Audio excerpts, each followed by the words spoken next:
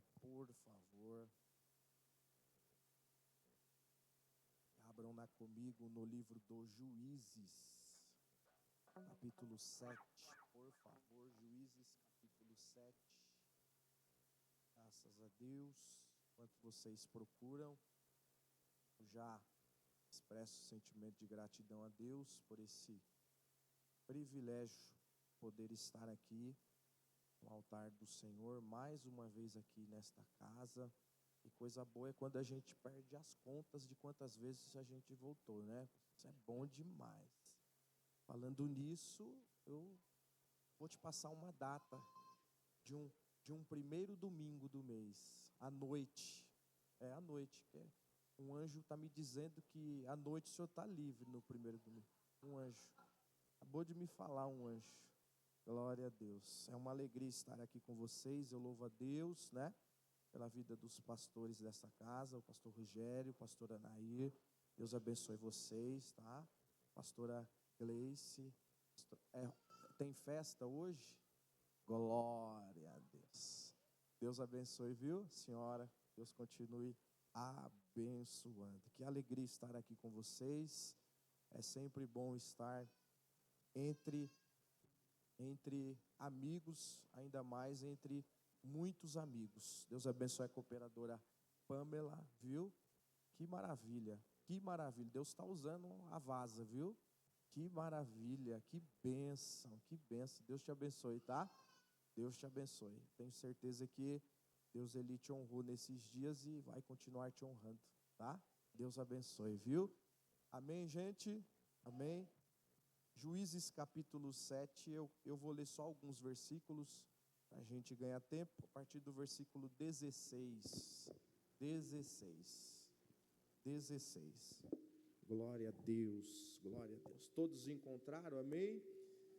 Diz assim: então dividiu os 300 homens em 3 companhias, e deu-lhes a cada um, nas suas mãos, trombetas, e cântaros vazios, com tochas acesas dentro dos cântaros.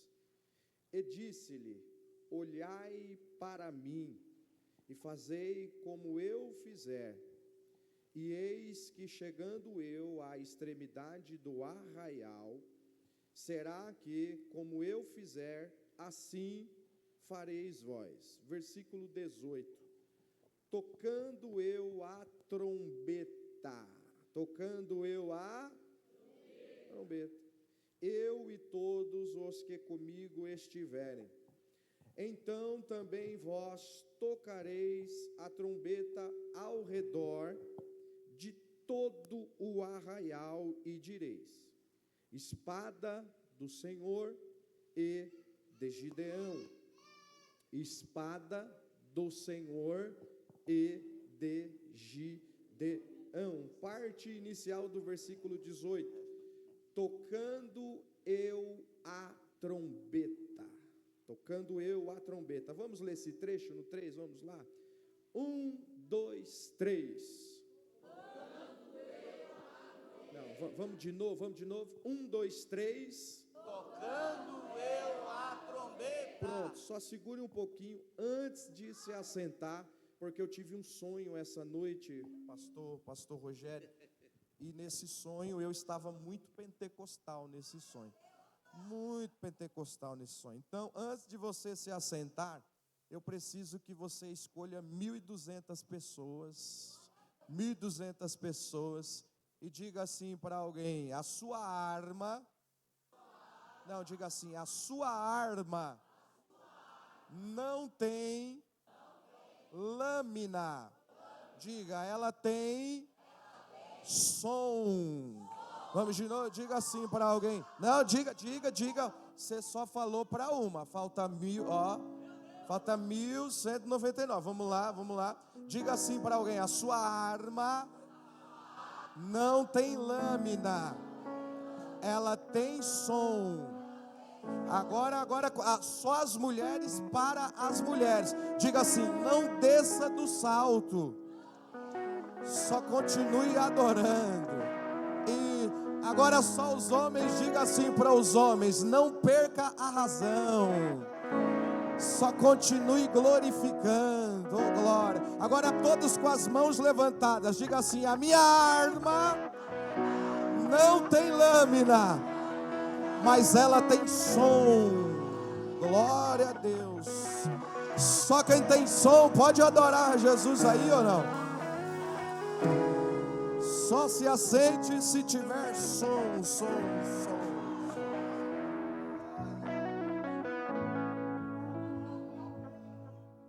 Meus irmãos, eu não vou cansar vocês, não vou cansar. Eu preciso de 20 minutos para entregar o que Deus gerou ao meu coração, né? E eu entrego rapidamente. Deus abençoe a Vitória. Eita glória. Todo mundo aí, a galera. Deus falou comigo que ia mandar um povo para pagar uma janta para o pastor deles.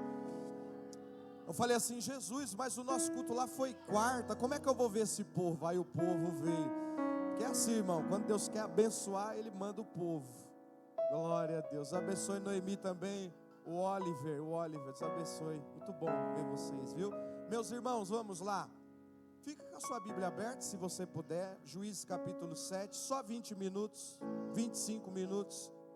25 minutos, Kevin, cooperador Kevin, e eu entrego o mistério aqui. Vamos lá.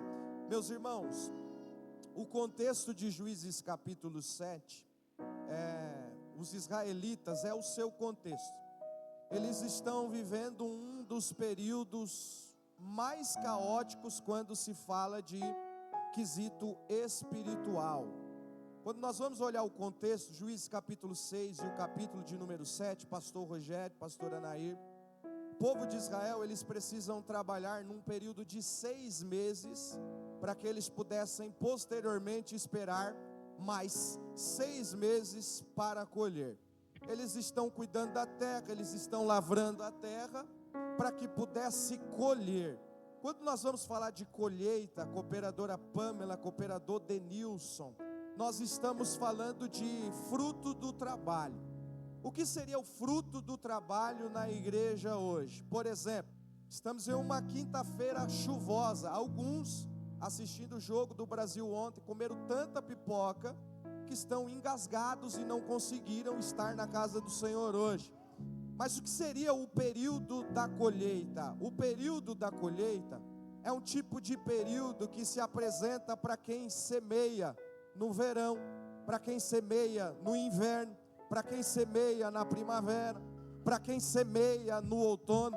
É por isso, justamente por essa razão, que daqui a alguns meses alguém vai se perguntar: por que você colheu tanto e eu colhi tão pouco? Aí você vai lembrar. Lembra daquela quinta-feira chuvosa? Lembra não? Enquanto você descansava na Netflix, eu tocava a trombeta.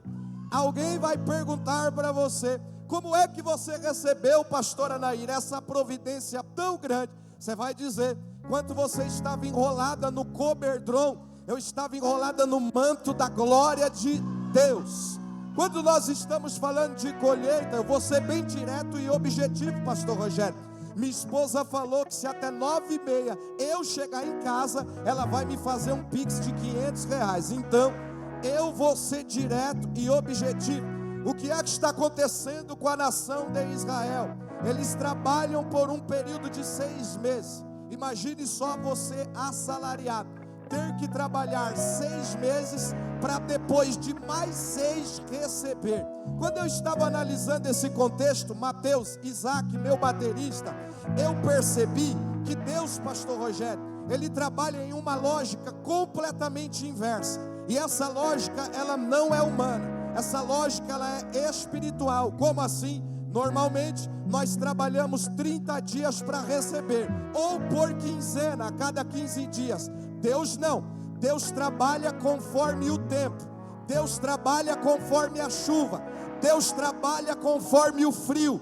Deus trabalha conforme o sol. Quer ver? Vou te explicar. Ninguém se levanta para colher debaixo de chuva. Ninguém se levanta, já era para você estar dando glória. Ninguém se levanta para colher no frio. Sabe o que é isso? Alguém desistiu de colher hoje, mas a espiga eu vou levar para casa. o grão eu vou levar para minha casa. Eu não sei você, eu não sei qual é o seu nível de espiritualidade. Olha aí, Júlio, eu não sei, eu só sei de uma coisa: o meu fruto Satanás não leva, o meu trigo Satanás não vai levar. Você tem mão para levantar para dar glória aí ou não? Você tem? Eu vim dizer para alguém nessa noite: falta só mais um pouquinho, mas vai ter salvação, vai ter cura, vai ter porta aberta.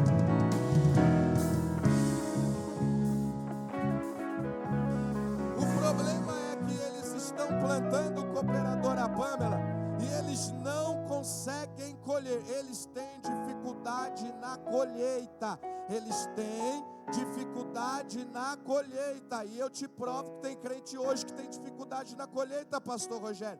Tem gente que tem medo de tomar posse da vitória. Diz assim: não, é grande demais, eu acho que não é isso que Deus tem para mim não. Porque você está sonhando pequeno, você está almejando coisas pequenas. Posso te dizer uma coisa? Eu nunca vi na nação de Israel alguém se levantar, ir até o campo para colher uma única espiga.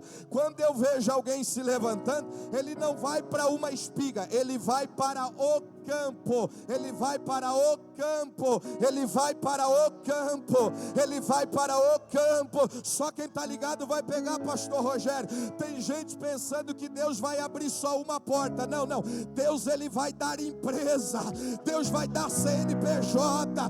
Tem gente pensando que Deus só vai salvar o marido. Não, Deus vai salvar até a sogra linguaruda. Tem gente, ai, eu estou sentindo graça para falar. O dia da colheita é para quem tem coragem. Coragem, cadê os corajosos? Cadê os corajosos?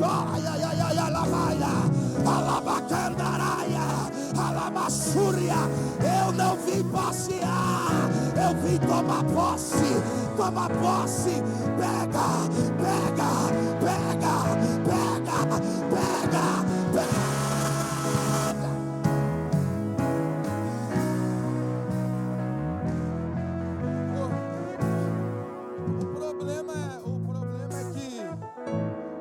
O problema é que tem uma galera, pastor Rogério, pastora Daí, tem uma galera que eles têm medo de colher. Não, isso aqui é grande demais, isso aqui não é para mim não. Sabe o que está acontecendo? O que está acontecendo é que você está menosprezando o poder do Deus que você serve. Está menosprezando. Você está menosprezando. Você lembra de José quando ele foi entregue? Você lembra de José quando ele foi entregue pelos irmãos, quando ele foi vendido? Gênesis capítulo de número 47.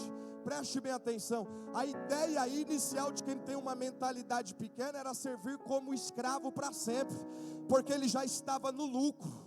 Ele já estava no lucro. Só que o projeto de Deus não era ele viver no lucro, era ele viver na bênção. Não era viver no lucro, era viver na bênção. Você lembra de Moisés quando ele foi encontrado pela filha do chefão às margens do rio Nilo? O projeto humano inicial para Moisés também era ser como um escravo.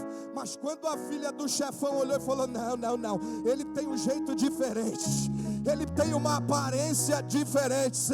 Eu vou falar para você da glória.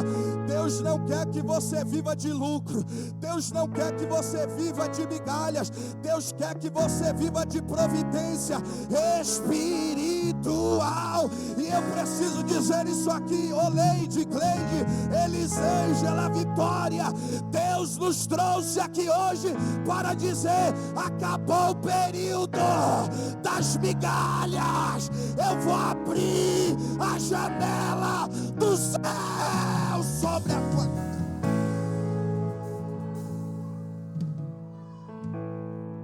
Só que a nação de Israel, pastor Rogério, meu amigo, eles estão acostumados no capítulo de número 6 e parte inicial do capítulo de número 7. Eles estão acostumados a viver de migalhas. Por quê? Porque quando nós vamos estudar a história, quem está comigo diga amém. Quando nós vamos estudar a história, ô Júlio, olha o que está acontecendo. Os midianitas, eles estão no alto de uma montanha. Eu vou falar isso aqui, Val. Os midianitas, eles estão no alto de uma montanha. Quando nós falamos de montanha, você lembra de monte? Lembra ou não lembra de monte? Nós lembramos de monte. Agora eu vou te dizer uma coisa: nem todo mundo que mora na montanha é crente, viu? Nem todo mundo que mora, não é não, pastor, não é, nem todo mundo que mora na montanha é crente. Os midianitas estão no alto da montanha. E qual é a finalidade disso? Eles estão olhando o povo de Deus plantar.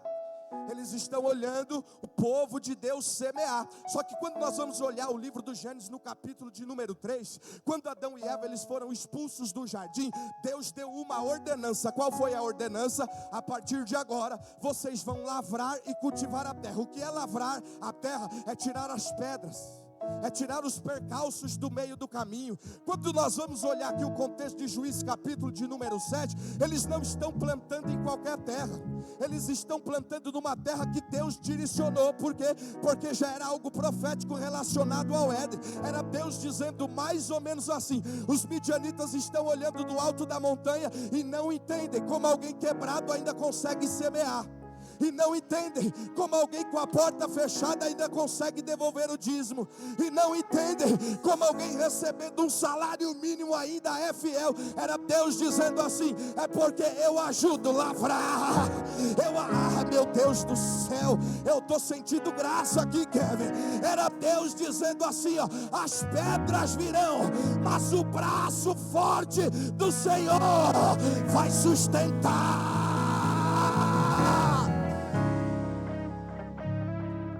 Porque o negócio, meus irmãos e minhas irmãs do altar restaurado, o negócio, Pamela, nunca foi sobre a terra, mas sobre o que se lança na terra. O que se lança na terra. Tem gente que gosta de plantinhas. Alguém gosta de planta aqui? Deixa eu ver, os que gostam de planta. As plantinhas. Você já percebeu que a pessoa que gosta de planta, antes dela escolher uma planta, primeiro ela escolhe terra? Antes dela escolher uma florzinha, primeiro ela escolhe terra. Ela escolhe a terra, porque a terra precisa ser boa. Terra precisa ser, vamos lá, terra precisa ser. Aí o que é que está acontecendo com a nação de Israel? Eles estão lançando o melhor, e ainda de lançar o melhor, a terra é boa.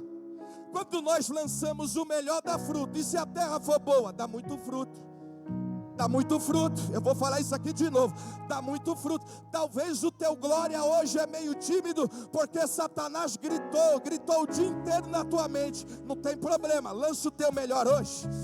Lança o melhor glória. Lança o melhor aleluia. Lança.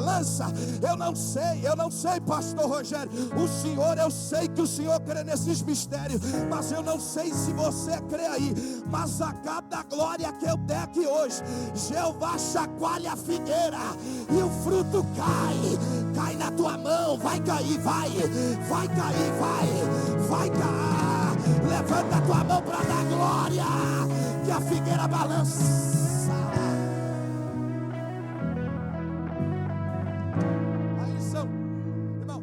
São 6 meses trabalhando. Olha para cá, responda sim ou não. É fácil trabalhar 6 meses sem ver R$1, irmão? É fácil? Tá. Aí imagina, passam-se os 6 meses. Olha isso aqui, 6 meses. No dia de receber o salário, quem está no alto da montanha desce e leva todo o salário e volta para o alto da montanha. Eu não sei se vocês sabiam disso, mas os midianitas, eles não roubavam o fruto e eles iam para suas casas. Eles roubavam o fruto, o plantio da terra. Olha para cá, que isso aqui é terrível. Eles roubavam o fruto, eles não iam para casa. Escute isso aqui. Eles voltavam para o alto da montanha, porque o prazer dos midianitas, isso é terrível, hein? Posso falar mesmo, pastor Rogério? Olha, pastora Anaí. O prazer dos midianitas não era ver a destruição e ir embora. Os midianitas queriam causar a destruição, subir ao alto da montanha e ficarem dando risada de camarote. Porque midianita, ele causa contenda e fica no alto da montanha. Vou falar isso aqui de novo. Ele arma o problema e fica no alto da montanha dizendo: agora eu vou ver ela andando de um lado para o outro, batendo cabeça. batendo cabeça, Denilson. Aí Gideão está acostumado a ver os pais batendo cabeça, os avós batendo cabeça, a parentela batendo cabeça, a igreja batendo cabeça. Gideão Pai diz assim: chega. Nem todo mundo que vive na montanha de oração. Chega, não vou abrir a porta da minha casa. Eu vou falar isso aqui, não vou abrir a porta da minha casa para todo mundo que diz que ora, irmão. Tem gente que diz que ora só para saber dos seus problemas, para depois ficar propagando por aí. Mas Jeová, Ele vai descer aqui hoje, vai dar visão, vai te dar visão. Vou te dizer uma coisa: a colheita vai chegar, mas primeiro Jeová vai limpar.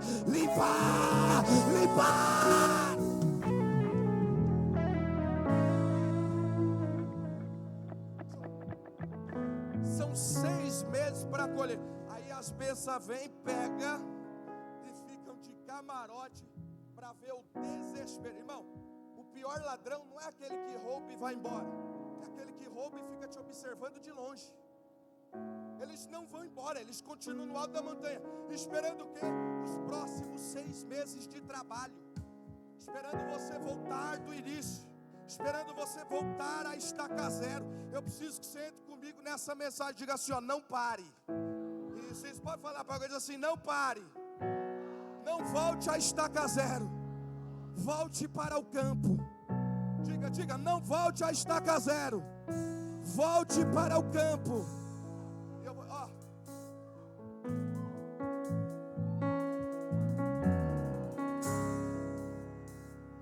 Por que não voltar à estaca zero, mas voltar ao campo? Quando você perde coisas, quando você perde talvez bênçãos materiais, palpáveis, quando você perde aquilo que os seus olhos enxergam, aquilo que chegaram sobre as suas mãos, e você vem para um culto como esse, você não voltou à estaca zero, você voltou para o lugar da colheita.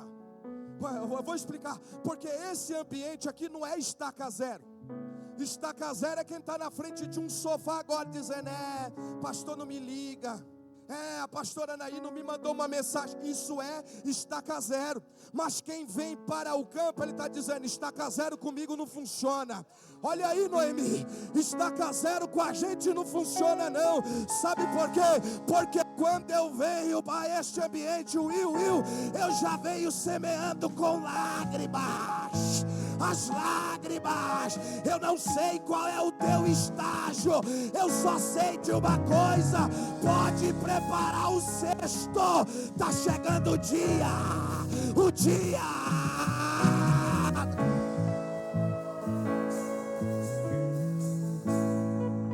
Aí o tempo passa, Gideão ele faz todo aquele movimento, ele pega o trigo, aí ele decide descer até o lagar, que a gente sabe que não era um lugar apropriado para isso.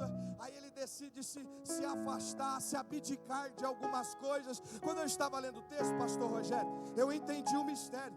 Quando nós queremos de fato colher alguma coisa, nós precisamos nos afastar. Nós precisamos nos afastar de quem não está acostumado a colher, irmão. Porque quem não está acostumado a colher, no dia da sua colheita, ele vai pôr defeito no seu fruto. Não dá, irmão, a gente precisa ter isso aqui. Ai, pastor, mas Jesus, ele nunca fez acepção de pessoas, mas ele faz de atitudes. Certa vez ele olhou para os seus discípulos, e os discípulos estão dizendo assim para ele: mestre, o senhor foi pregar naquela região, o povo não te deu crédito, o que a gente faz? Jesus, sacode a poeira e vai embora. Sabe o que Jesus estava dizendo? Não fique dando pérolas aos porcos, não dê aquilo que é precioso ao quem não entende de semeadura, não entregue aquilo que é valioso para quem não entende de lágrima, não entregue aquilo que é valioso para quem não jejua, não entregue aquilo que é valioso para quem não adora.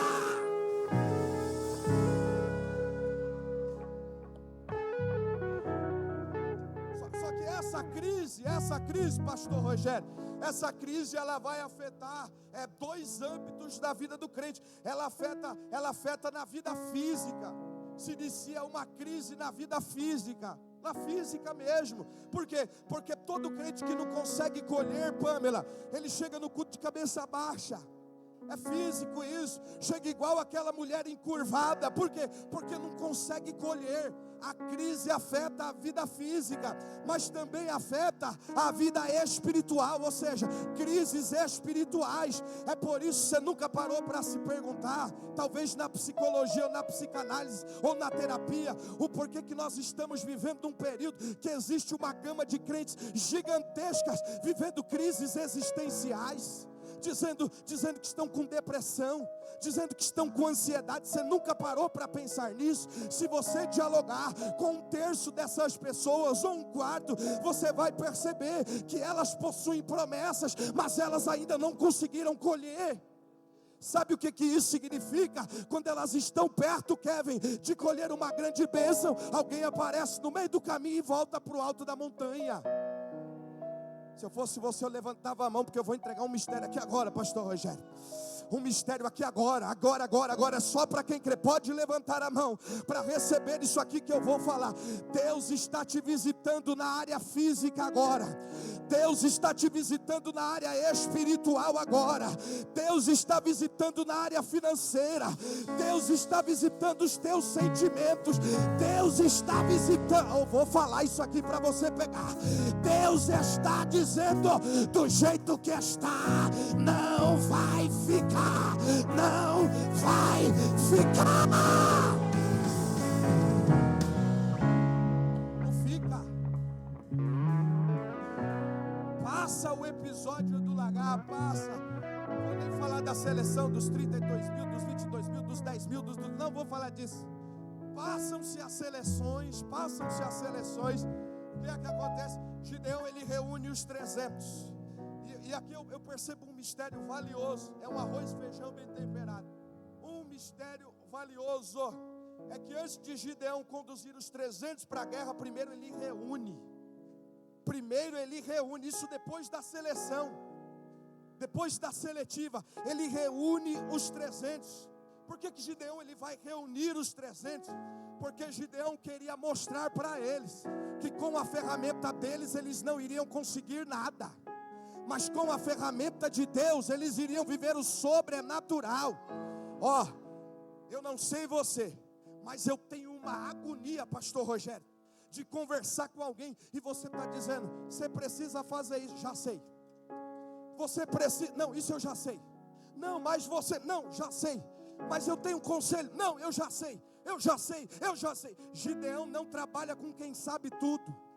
Gideão trabalha com quem se reúne na congregação. Oh glória, oh glória. Gideão não trabalha com quem sabe tudo. Ele trabalha com quem tem humildade para receber ferramenta do céu.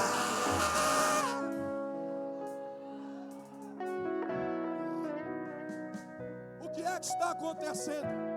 Eles estão reunidos, existe um número de 300 pessoas. Já juntou 10. Já juntou 10 crentes na tua casa? É uma barulheira ou não é? É uma barulheira, os vizinhos pensam que está tendo briga. É ou não é? Tem uma irmã ali da igreja, é a Leide mesmo. A Leide faz uns almoços lá na casa dela e dá 50 crentes lá. E algo está me dizendo que domingo ela vai fazer mais um. Mas e aí, reúne a galera lá, é uma barulheira, ninguém entende nada, ninguém, é um falando do culto, é o outro falando do louvor, é uma vendendo Jequiti, a outra vendendo Avon, o outro vendendo Herbalife, é o outro vendendo o Monjauro, é uma benção, é um barulho, e ninguém sabe o que o outro está falando. São 300, só que esses 300 aqui, eles estão em silêncio.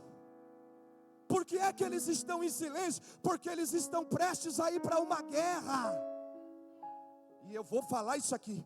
E crente que tem sensibilidade de que ele está indo para a guerra, ele não se perde no meio do barulho. Porque Gideão disse o quê? Olhem para mim e façam do jeito que eu vou fazer. Sabe qual é o problema? O problema é que Gideão está dizendo: olha para mim. Tem alguém dizendo: olho nada. Deus me deu uma visão independente. Deu não, foi Satanás que te deu. Deus não dá visão independente da liderança. Não dá. Quem dá visão independente de liderança é Satanás. Mas Satanás vai cair do cavalo, porque a visão ainda é.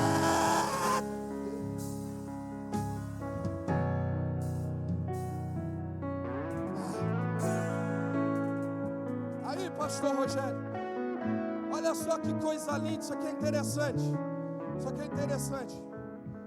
Ele decide entregar as ferramentas. Entregar o que, gente? Pergunte para alguém: você tem ferramenta ainda ou não? Agora pergunte, diga assim: mas você tem mesmo? Porque a ferramenta que Gideão entrega é um cântaro, um vaso com uma tocha de fogo acesa dentro. Entrega ou não entrega? Ele entrega. E ele depois entrega também uma trombeta. Em outras traduções, uma buzina. Entrega ou não entrega? Quem é que vai para uma guerra com trombeta ao invés de espada, irmão? Não, explica para mim. Quem é que vai para uma guerra com trombeta ao invés de espada? Só que eu amo a Bíblia. Quem foi o maior rei de Israel? Diga assim: Davi. Foi o maior rei de Israel. Olha só que interessante. Davi, ele já estava pronto para reinar, só que ele não sabia ainda. Um dia, escuta isso aqui. Um dos principais do palácio de Saul vão até a casa de Jessé o belemita e disseram assim para Davi: Davi, tem uma guerra para você. Aí Davi está pensando: vou ter que matar outro urso, vou ter que matar leão, vou ter que derrubar gigante de novo. Aí alguém diz assim: não, essa guerra é para você ir com a harpa. Essa guerra é para você ir com a harpa. Espera aí que eu vou descer o ribeiro e vou pegar 5 pedrinhas. Não precisa de pedra, Davi. Por quê? Porque essa guerra é espiritual. Oh glória, essa guerra é espiritual. Vou fazer o que então? Pega a harpa. Quando Davi chega no palácio, o rei está endemoniado, o rei está possesso. Aí Davi pega a harpa e ele vai dedilhando a harpa. Quando Davi vai dedilhando a harpa, o texto diz que os demônios saem. E daqui a pouco Saul está mansinho. Quando eu li esse texto pela primeira vez, eu falei: Senhor, como é que o Senhor vence uma guerra através da harpa? Aí Deus falou comigo no profundo. É porque eu quero ensinar a minha igreja que nem tudo, eu vou falar para você dar glória, hein? Que nem tudo eles vão vencer na força do braço. Que nem tudo eles vão vencer devolvendo na mesma moeda, irmão. Porque tem crente que diz assim: ó, eu desci as águas, mas o meu punho não. Te repreenda Jesus te repreenda. Porque tem gente que diz: eu sou crente, mas se pisar no meu calo eu rodo a baiana. Essa baiana vai se converter. Porque crente vence no glória, no ar. Você vai vencendo glória. Vai vencendo glória. Só quem vai vencendo glória.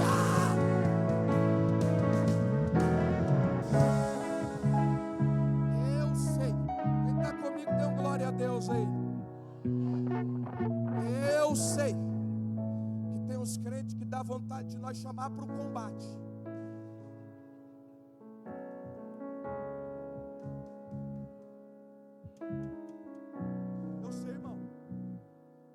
Uns crentes que dá vontade de nós.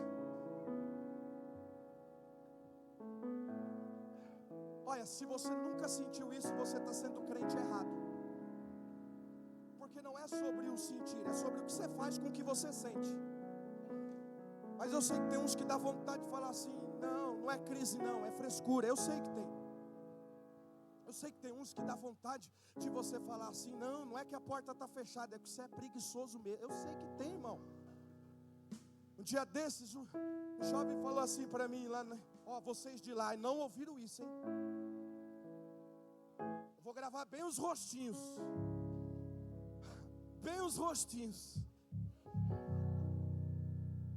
Tá ao vivo? Esse que eu vou falar não é de assistir culto, nem presencial, muito menos online. Aí,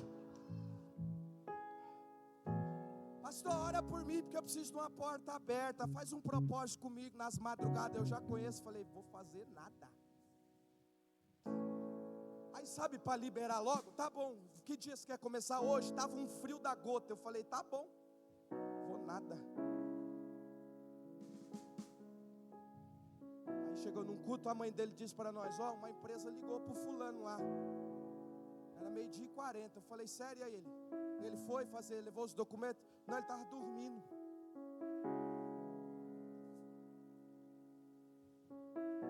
Estava dormindo. Quebra. Estava dormindo. Na hora eu olhei para minha esposa e falei, ainda bem que eu não perdi minha noite de sono para fazer propósito com quem só tem coragem de ficar pedindo, mendigando bênçãos dos outros. A colheita só chega para quem cuida da terra. A colheita só chega. Eu vou falar isso aqui com os olhos espirituais bem abertos. A colheita não vem para preguiçoso. A colheita só vem para quem cuida da terra, de manhã, de tarde, de noite. Cuida da terra, cuida da terra. Pra gente ir embora, pastor, pra gente ir embora. Ele entrega para todo mundo, canta na tocha, e ele entrega a trombeta. A trombeta. Porque, quem está comigo, dê um glória a Deus aí. Se você ler Gênesis, se você ler o livro do Gênesis, capítulo 34, do versículo 25 até o versículo de número 31, existem duas pessoas. Quantas pessoas? Duas pessoas, Simeão e Levi. Eles vão para uma guerra e eles vão pegar a espada. Eles vão pegar o que, gente? Eles vão pegar o que, gente? Só que quando você lê Gênesis capítulo de número 49, a partir do versículo de número 3 até o versículo de número 9, Jacó se levanta e diz assim, não era para usar espada. Não era para usar o quê? Não era para usar o quê? Se você ler Mateus capítulo de número 26, quando vão prender Jesus, Pedro ele saca da espada e arranca a orelha direita de Malco. Jesus se apresenta a ele e diz o quê? Guarda-a, guarda-a. Era Jesus dizendo, você não vai vencer as suas crises atacando os outros. Era Jesus dizendo, Pedrão, você não vai vender as suas crises postando indireta para os outros. Se você ler, eu posso falar ou não? Quem está comigo dê glória. Se você ler primeiro livro dos Reis, capítulo 3, versículo 24, até o versículo de número 27, Salomão está entre duas mulheres. E uma delas diz assim, o filho é meu, outra diz não. Salomão diz assim, pega a espada. A mãe verdadeira diz o que, Kevin? Não corta o menino no meio, entrega para ela. Sabe o que a mãe verdadeira estava dizendo? Eu sei que quando o meu Deus quer fazer, Ele não precisa lançar espada. Não, você não está dando glória, você não está dando glória. Josué capítulo de número 5, versículo 13 até o versículo de número 15, Josué encontra o comandante do exército portando uma espada. E o que é que Josué disse? Não precisa de espada, porque tem guerras que Deus vai nos dar vitória no secreto silencioso. No secreto silencioso. Sabe qual é o problema da igreja? Sabe qual é o meu problema? É que quando alguém tira a minha paz, eu vou falar isso aqui. Quando alguém tira a minha paz, pastora Gleice, eu quero resolver com a espada. Quando alguém faz, eu vou falar, quando alguém faz eu perder a minha bênção, eu quero resolver na espada. Porque a espada, pega isso aqui para você dar glória, a espada não deixa vivo, a espada mata. Porque a espada enterra o problema. A espada, eu vou falar, anula o problema. Aí Deus está dizendo, e quem disse que eu quero anular o problema? E quem disse que eu quero enterrar o problema? Porque se eu enterrar o problema, você não volta. Aí é por isso que Deus olha para Gideão e diz assim, Gideão, entrega a trombeta. Porque eles vão aprender que nem tudo eles vão ver o sangue sendo derramado. Pega isso aqui, pega isso aqui, pega isso aqui. Nem tudo eles vão ver alguém ferido, agonizando no chão. Vai ter hora que eles vão ver o inimigo se levantando e indo embora. Porque o prazer de Deus não é matar, mas é fazer voltar para a montanha e ver quão grandes coisas, pega, levanta a mão para dar glória, levanta a mão. Deus não vai matar, eita glória, pastor Rogério, Deus não vai matar, mas vai preparar a mesa.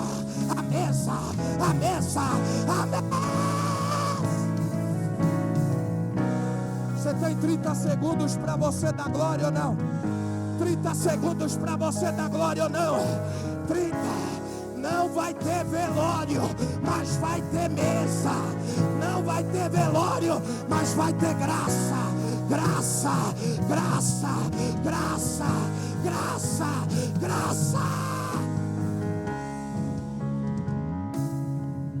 Com a permissão do pastor Rogério, fique de pé.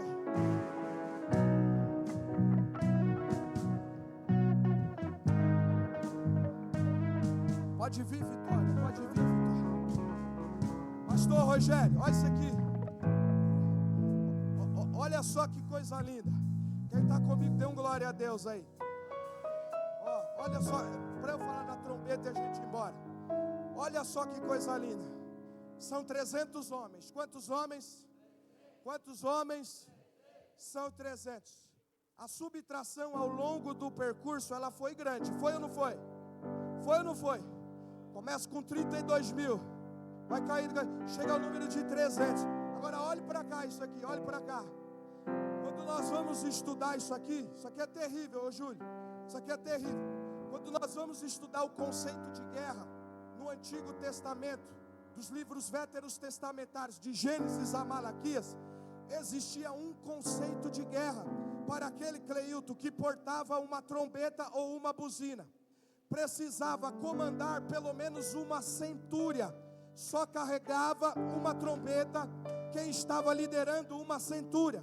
A centúria é composta por 100 homens. Só que Gideão faz diferente. Ele entrega uma trombeta para cada um dos 300. Ou seja, você nunca se perguntou por que os midianitas ficaram batendo cabeça? Porque eles estão ouvindo 300 trombetas. 300 trombetas. Eles tiveram que aprender matemática na raça, na hora. Porque quando eles escutam uma trombeta, eles estão dizendo 100 homens, tem uma centúria ali. Quando eles escutam a segunda, eles estão dizendo 200 homens. Quando eles escutam, eu vou falar. Quando eles escutam as 300, eles estão dizendo, tem 30 mil homens aqui para derrubar. Sabe o que Deus está dizendo? Você pode não ver, mas tem anjo na esquerda, anjo na direita. Tem. Eu não sei se você crê, mas se você tocar a trombeta hoje, Deus desce na guerra, desce no arraial. Pode cantar, Vitória.